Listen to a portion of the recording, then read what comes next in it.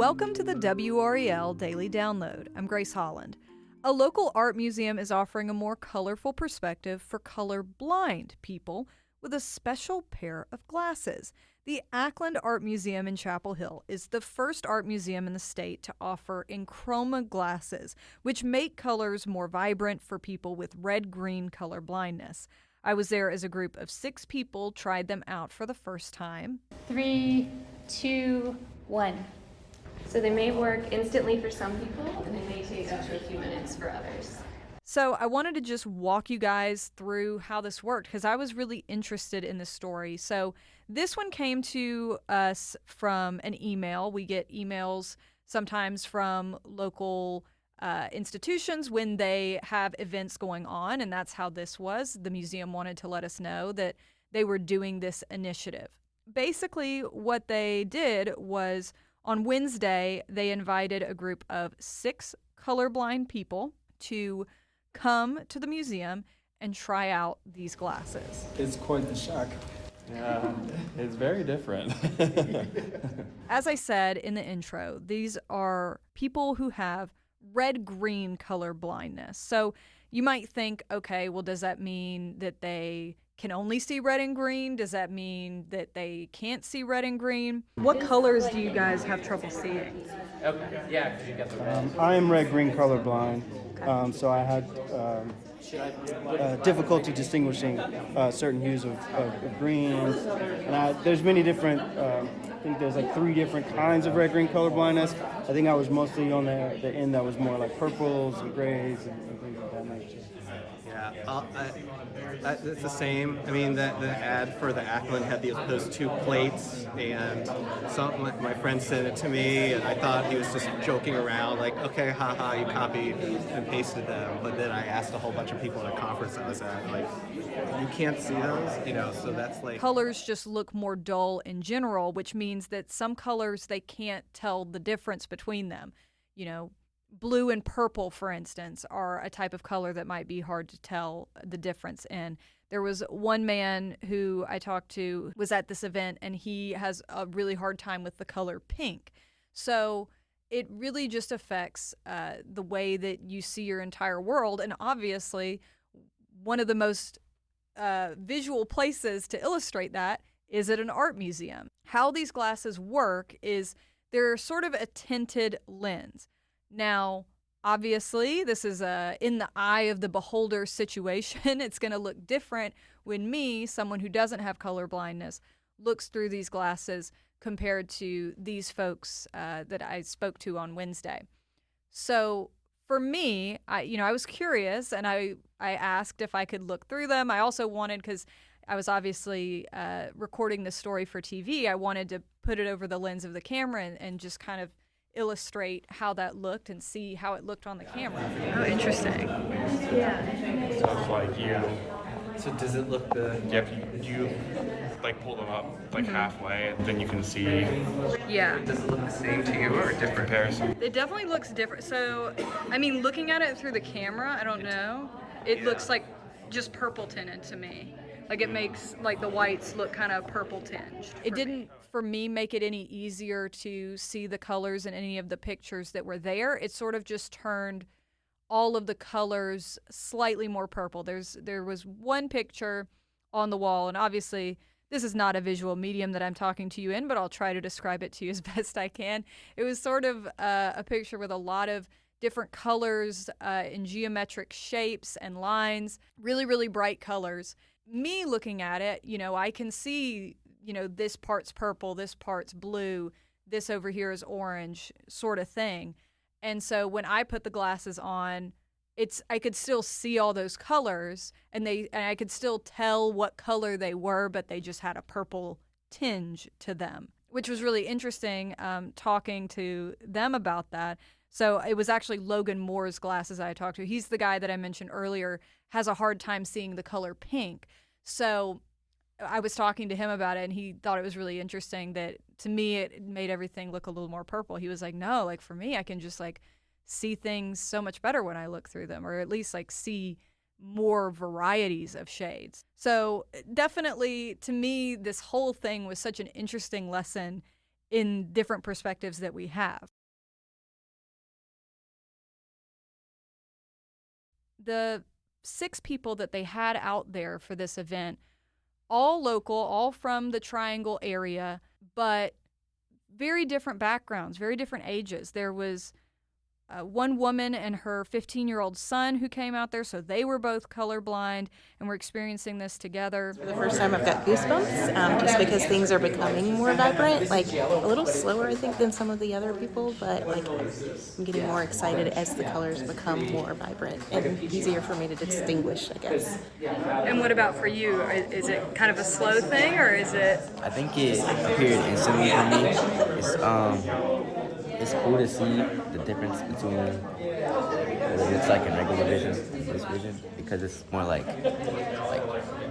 it stands out more, and it's like easier to tell what color is which. They came down from Durham.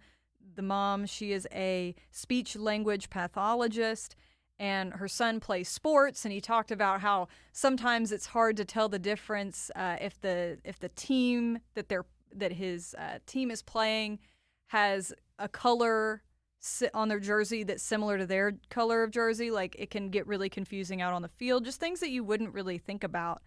And obviously I talked about Logan. He's a veterinarian who was just talking about how different the colors looked. Yeah, I can just already tell a difference in how I tell them apart, like almost the background and then the inside like line, like the half of the rectangle, like it almost looks identical if I don't have them on, but if I have them on, it's very easy to tell them apart. So there was also Eric, who's in his 50s. He's a professor of psychiatry and behavioral sciences at Duke University. Scott, who's a doctor from Durham. But the green stripe, interestingly, looks green before and after. It punches more, it's more vivid. yeah, I agree with that too.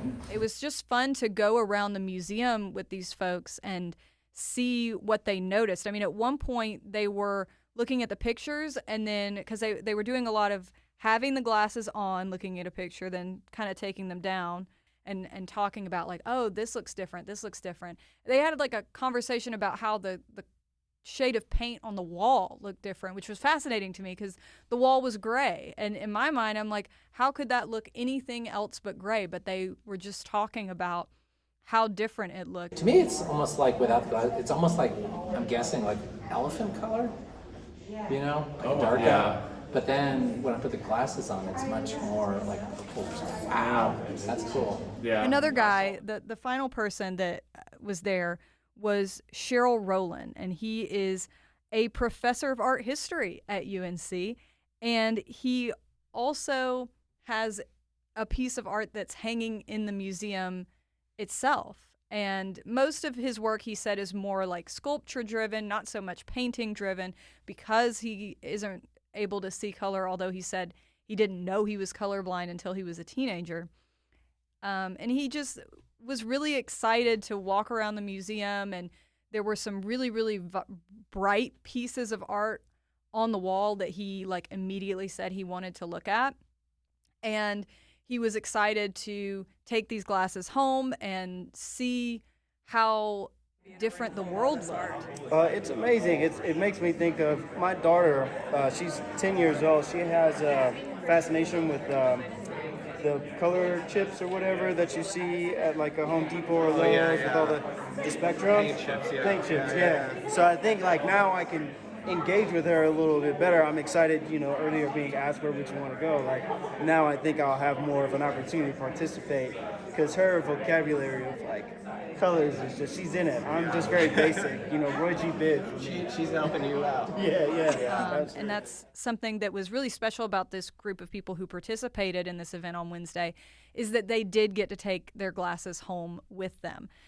Most people, if you go to the museum in the future and you want to use these glasses, you're going to only be able to borrow them just for your time at the museum, which is still really, really cool. And I'm sure you can buy them somewhere. But that was a unique thing that these particular folks got to do, is they got to try them on in the museum and then take them home as sort of like a gift for participating. Again, if you are someone who wants to use these glasses the next time that you're at the museum, you'll just be able to reserve them online on the Ackland website and use them while you're at the museum. Now, there are some other places around the state that have these.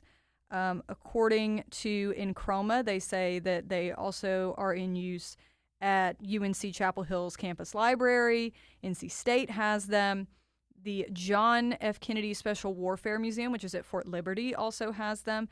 But what is also unique about Ackland is that this is the first art museum in the state that is using them. Obviously, they are used in similar places around the country, but an art museum having them is a very unique thing at this point. And the museum really hopes that others will start to pick this up. And another really interesting thing, I asked two of the guys who were chatting, you know, the 6 people who were at this, other than the mother-son, obviously, they didn't know each other before they came to this event. And red-green color blindness is kind of rare, so these people may not normally meet other people who have color blindness and see the world in the same way that they do. So at the same time that they were sort of changing their perspective, they were also finding people who literally see the world the way that they do. And there was a lot of connection and camaraderie that was building over that. So it was just a really nice example of how we can all try to see things a little bit differently, and maybe we connect with others in that process. I think you don't know what you don't know until you are able to see it, and we're getting to experience that here today with all this beautiful art. So. Thank you for listening to the WRAL Daily Download. Another great way to get WRAL news is the Morning Briefing newsletter. It's a daily email that's waiting in your inbox every morning with local news, events, and headlines to get you ready for the day. Sign up at WRAL.com/newsletter.